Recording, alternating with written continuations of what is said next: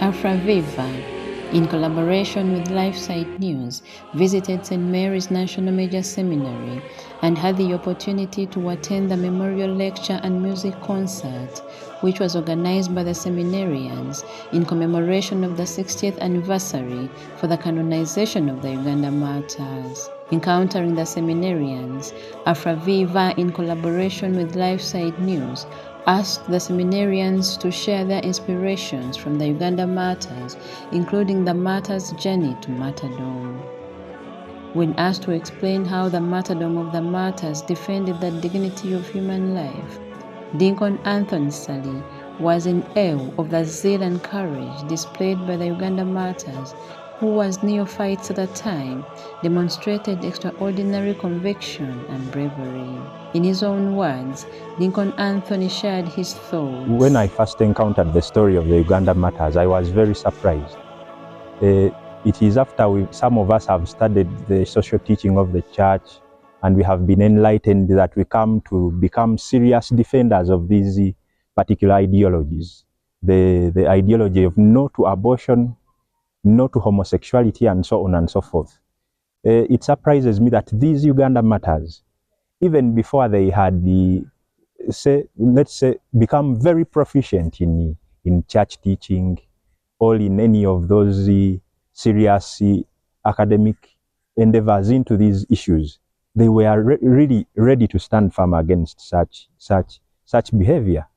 We know very well that the court had been infested by homosexuality, as we learn from the likes of F.J. Faupel. And the king himself had sort of caught this particular vice, homosexuality, for this matter, and he was making these advances towards young boys. So what surprised me in their life is that even then, still at that young age, with the little knowledge they had received of the faith, they were really resolved not to give in to this. Personally, I think it is due to our nature here, our culture here in Africa, in Uganda, which is against such issues. But even worldwide, as humanity, these things are deplorable. They are looked upon in not a very good way, and rightly so, because they are against nature. So the life of these martyrs, the Uganda Martyrs, really inspires me in that regard, in that while they were still neophytes, new people to this faith, they were ready to die rather than soil their chastity, rather than give in to the advances of the king. For those of you who do not know what it means to go against the king of Uganda here, it was equivalent to death, even in the slightest requests, things that would be very small, like go and fetch me a cup of tea.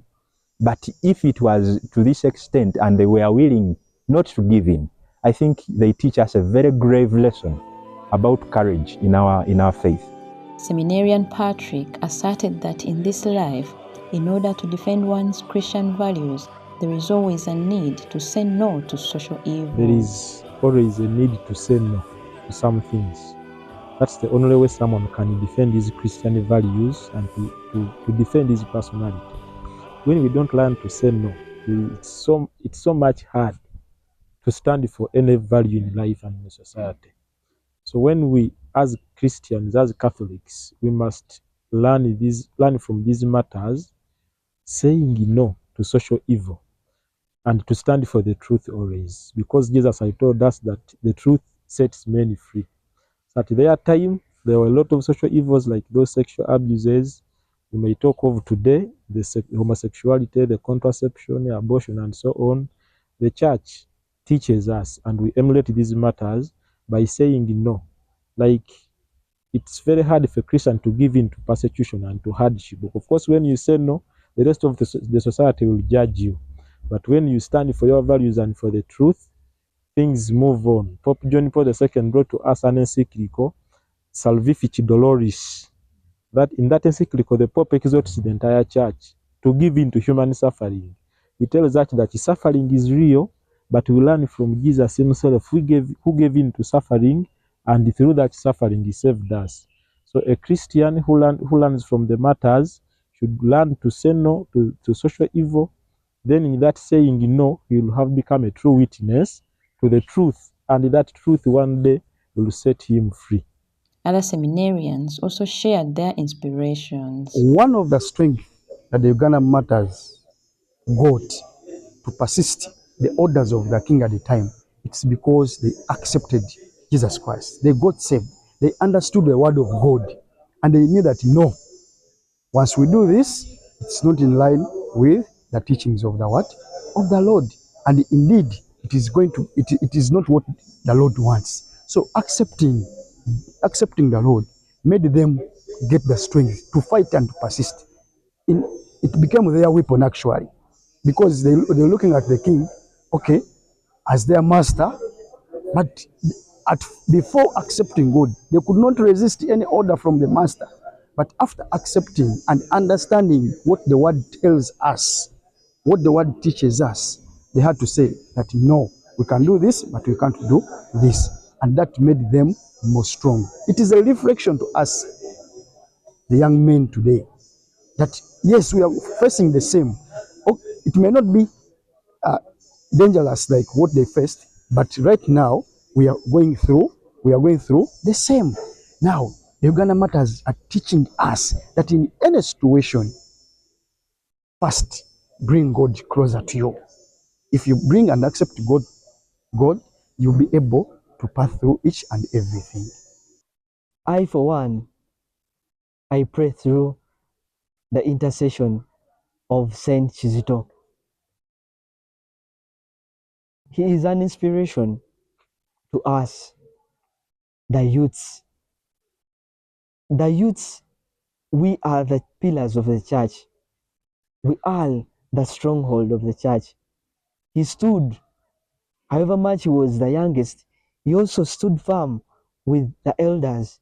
We should also imitate that and take that on. We should not be easily persuaded by normal goods, perishables, and forsake what we believe in and what our parents and our foreparents teach us and what they teach us within our normal lives. May we be firm like them, to endure temptations, to endure hurdles of life, to endure all with prayer, with loving each other, with union, and also with passion towards humanity. The memorial lecture was one of the key events organized by the Catholic Church in Uganda to commemorate the Diamond Jubilee of the canonization of the Uganda Martyrs.